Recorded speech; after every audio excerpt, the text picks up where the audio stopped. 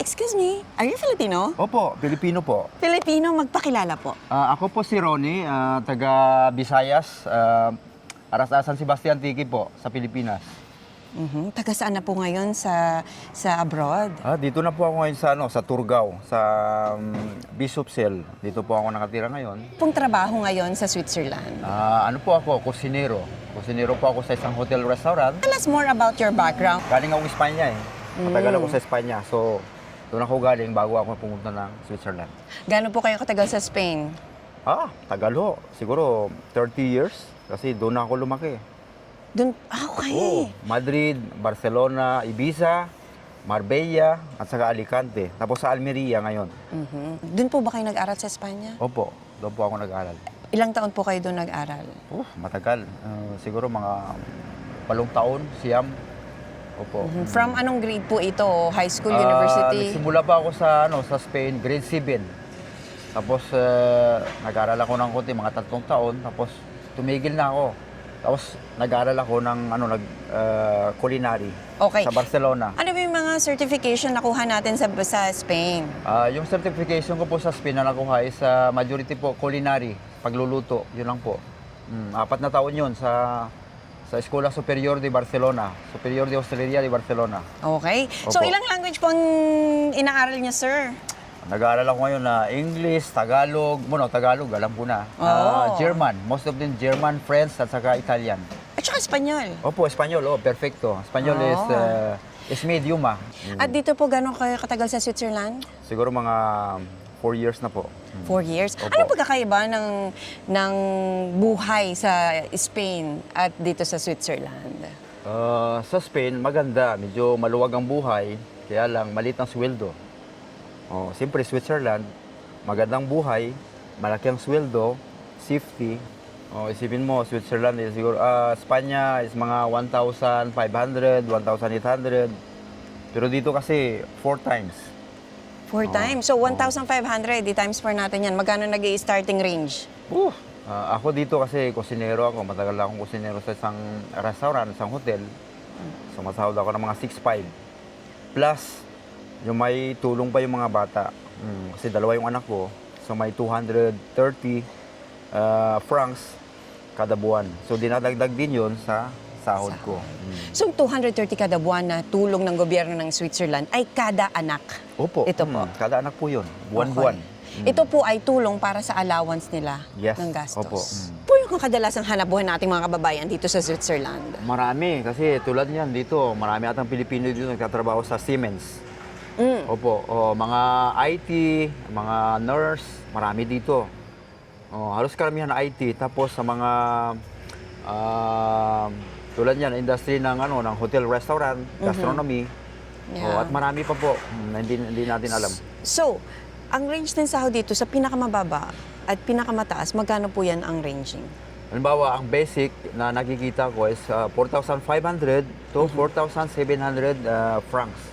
Kada buwan. Tapos yung maximum, may kakilala ko na sumasahod ng 12,000 isang buwan, IT. Ito naman po ang education system ng mga bata. Maganda dito. Maganda kasi isipin mo, sa lingwahe pa lang nila, sa pagsasalita, 4 yung official na lingwahe ng Swiss eh. Nandyan yung German, French, Romanis at saka Italian.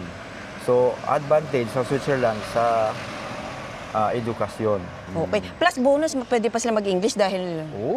Pwede niyo turuan. Halos karamihan ng mga bata dito magaling mag-English. Magkano po ang cost of living dito sa Switzerland? Pag may pamilya, tama lang.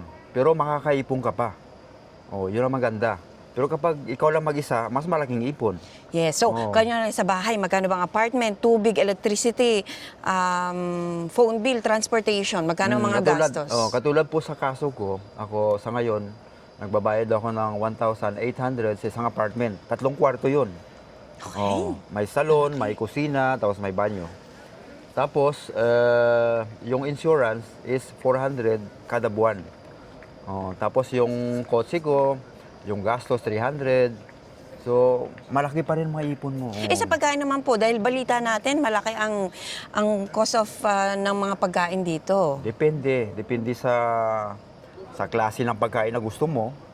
Mayroon din mga place na mura, katulad ng Lidl, Aldi, at saka Otto, halimbawa. Diyan, pwede kang bumili diyan, makamura ka ng ng pagkain. At saka kung gusto mo, pwede ka rin pumunta kasi kami malapit kami sa Germany. Pwede kang pumunta ng Germany, bumili. Doon makamura ka rin ng Mas konti. mura ang Mas mga mura bilihin. ang Germany kaysa Spain. Doon makakabili ka ng maganda. Check ko lang po yung audio parehas. Okay. Magkano naman po ang electricity bill dito kada buwan? Yung electricity bill hindi masyadong mahal, mura lang. Mga magkano po kasi inabot? May 100 Swiss franc po ba? Opo, Level 100 sa akin, yung kaso namin is 160 sa 3 buwan. Kasama na ang tubig at saka kuryente. Okay, so ang bayaran po dito ay kada 3 months o kada buwan din Opo, po? kada 3 months yung sa akin. Sa bill ng tubig at sa kuryente. Sa lahat siguro. Ganun. Magkano po nagre-range ang bahay ng solo, ng individual? Magkano? Approximately. 1,700, 1,800. Para po Tatlong yun sa kwarto yun. pamilya. Oo, Pero opo. po yung pag-individual kaya? Pag may individual idea? ka, depende 1,000, ganun, 1,100. Depende kasi sa lugar eh. Halimbawa ito Sug, mahal dito. Mas mahal. Pero kapag pumunta ka ng mga Sanggalin, ganun sa lugar namin, medyo makamura ka. Basta naman po at magkano ang binabayaran natin ditong tax? Kada taon ba ito? At paano naman po ang sistema ng tax dito? Nararamdaman po ba natin? Yung sistema ng tax, binabayaran yun yearly. Depende kasi yan sa bawat individual eh. Merong malaking income, merong maliit. Sa kaso ko, sa isang taon nagbabayad ako ng 9,000. 9,000 a year na po ito. Depende yan sa income mo. Pwedeng bumaba, pwedeng tumaas. Pero yun nga, sabi ko, depende. Sa binabayad yung 9,000 a year, sa tingin niyo po ba ay ramdam niyo ang balik ng tax dito sa Switzerland? Makikita mo kahit saan ka mo tumingin, malinis. Alam mo, sa mga outside ng Switzerland, tulad ng sa lugar namin, Sanggalin, Turgao, sobrang linis. Malinis, tapos hindi magulo, walang masyadong mandurukot. Mayroon din sa mga surik, pero hindi taga dito. Yeah. Pero in general, maganda po ang Switzerland, malinis, safety. Paano naman po ang health care system dito? Paano po nagbabayad pag may sakit o magpapa-check up? Depende ho sa sa tinatawag nilang pag nagkontrata ka ng health system, ang bawa yung basic katulad ko 2,500 yung tinatawag nilang parang minimum yon na dapat bago sila magbayad ng insurance, maano mo yung ano mo muna magamit mo yung 2,500 na Ito po may 2,500 euro Opo. na budget, parang yun yung allotted. Opo, ibig sabihin 2,500 yun ang unang babayaran mo bago yung insurance mo magbayad. Opo. Halimbawa, pag pumunta ka ng doktor, magpa-check up, general check up, 700, ikaw munang magbabayad noon. Okay. Ano isa sa mga culture shock niya pala, sir, bago, nung mga first year or first month dito sa Switzerland? Dito nung bago pa lang ako sa Switzerland, ang pinakaunang hindi ko na yung mga tao, parang sila, madistansya. Yun lang. Pero yung iba diyan, sanay na ako sa Spain, doon ako lumaki. So parang sa akin, parang familiar na rin ba. Ano pong maipapayo nyo sa mga kababayan natin na gusto ring makapag-abroad? Ganito, ang may papayo ko lang, mangarap sila, magtiyaga, tapos wag silang tumigil sa pangarap. Shout out sa lahat ng mga kakilala ko at saka hindi ko po kakilala. Mabuhay po tayong lahat. Shout out po sa mga family ko po yan, sa Antique, sa Bisaya, sa Maynila, Laguna, Batangas, at saka Bicol. Shout out po sa inyong lahat. Yes, my name is Ronnie. Ik ben Filipino and Spaniard. And now here in Switzerland. Mi nombre es Ronnie, soy filipino-español. Ahora mismo estoy aquí en Suiza hablando con el Filipino TV.